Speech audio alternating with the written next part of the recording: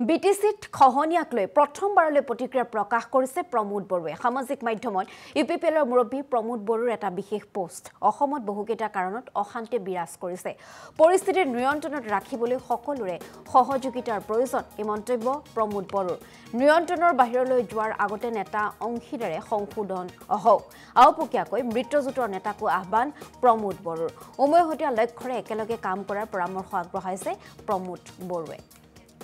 আৰু এই মুহূৰ্তত আমি সামগ্ৰিক কথাখিনি সন্দৰ্ভত জানিবলৈ নিউজ ডেস্কলৈ গৈছো উপস্থিত আছে আমাৰ সতীৰ্থ দীপাংকৰ মেধি আপোনাৰ ওচৰলৈ আহিছো প্ৰমোদ বড়োৱে এটা বিশেষ পোষ্ট দিয়া পৰিলক্ষিত হৈছে বিটিচি যেহেতু শেহতীয়াকৈ খহনীয়া পৰিলক্ষিত হৈছিল পৰাজয় পৰিলক্ষিত হৈছিল প্ৰমোদ বড়োৰ গতিকে তাৰ পাছতে সামাজিক মাধ্যমত এক বিশেষ পোষ্ট দিছে আৰু বহুকেইটা আচলতে চাঞ্চল্যকৰ কথা তেখেতে উল্লেখ কৰিছে গতিকে সামগ্ৰিক কথাখিনি জানিব বিচাৰিছো দীপাংকৰ মেধি হয় যেহেতু 2026 আগত লৈ ৰাজনৈতিক দলসমূহে ইতিমধ্যে কুচকাৱাজ সম্পূৰ্ণ তেওঁলোকে অব্যাহত ৰাখিছে তেনে সময়তে যি ৰাজনৈতিক প্ৰেক্ষাপটত আমি দেখা পালোঁ যে ইউপিপিএল মুৰব্বী প্ৰমোদ বড়োৰ যি ফেচবুক পোষ্ট বিশেষ পোষ্ট সেইটোৱে বিশেষ তাৎপৰ্য বহন কৰিছে এনে সময়ত যি প্ৰমোদ বড়োৰ যি পোষ্ট সেই পোষ্ট তেওঁৰ হয়তো তেওঁ বহু ক্ষেত্ৰত তেওঁ আৱেগিক হৈ পৰিছে হয়তো তেওঁ যি নিসংগ অনুভৱ কৰিছে তেওঁ যেহেতু যোৱা যি বিটিচি নিৰ্বাচনত তেওঁ খহনীয়া হ'ল যি ভোট নিৰ্বাচনৰ পৰা তেওঁ যেহেতু বিশেষভাৱে তেওঁ জিকিবলৈ সক্ষম নহ'ল তেওঁৰ যি দল তেওঁ চৰকাৰ গঠন কৰিবলৈ সক্ষম নহ'ল তাৰ পিছতে তেওঁ মানসিকভাৱে ভাগি পৰিছে যেহেতু NDA যি গোট গঠন হ'ল BPFৰ লগত তেওঁলোকে চৰকাৰ গঠন কৰিলে হাগ্গামা মহিলাৰীক লৈ তাৰ পিছতে তেওঁ যি সংকেত যি অশনি সংকেত দেখা পাইছে যেহেতু বিজেপিৰ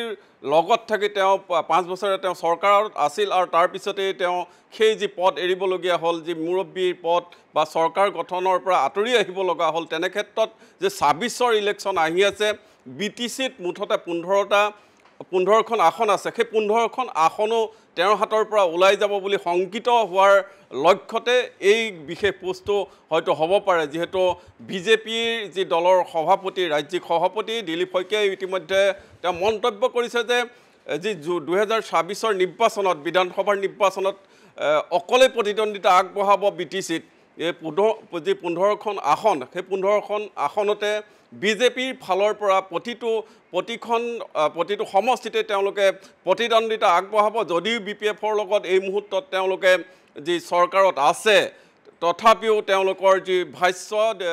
যি ৰাজ্যিক সভাপতি দিলীপ শইকীয়াৰ ভাষ্য সেই ভাষ্য অনুসৰি সংকিত হৈ পৰিছে প্ৰমোদ বড়ো যেহেতু যি নিৰ্বাচনত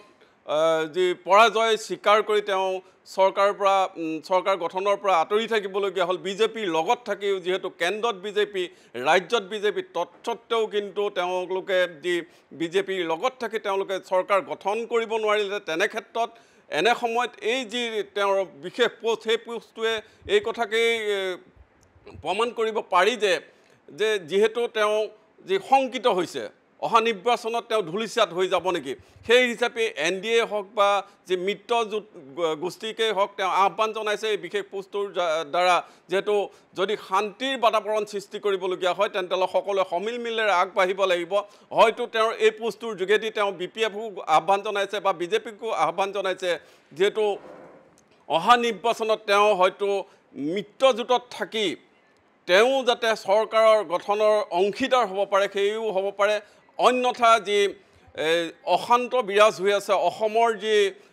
পৰিৱেশে অশান্ত বিৰাজ হৈ আছে তেনে ক্ষেত্ৰত এনে প্ৰেক্ষাপটত যদি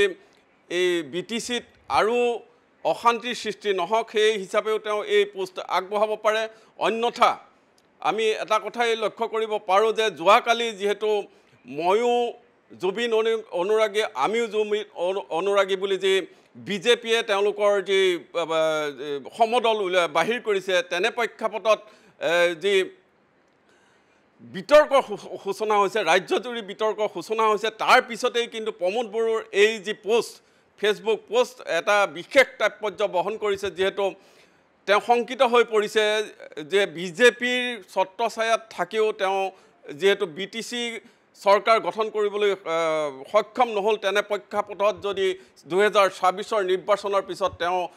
যি 15খন আসনৰ ভিতৰত যদি তেওঁ সেই স্থান হেৰাই যায় তেনেহ'লে ক'ত থাকিব সেই হিচাপে তেওঁ এই ফেচবুক পোষ্ট উল্লেখ কৰিছে আৰু উল্লেখ কৰাৰ পিছতে হয়তো তেওঁ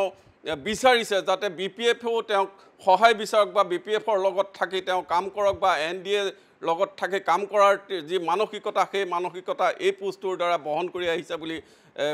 ভাবিব পাৰি মুনমি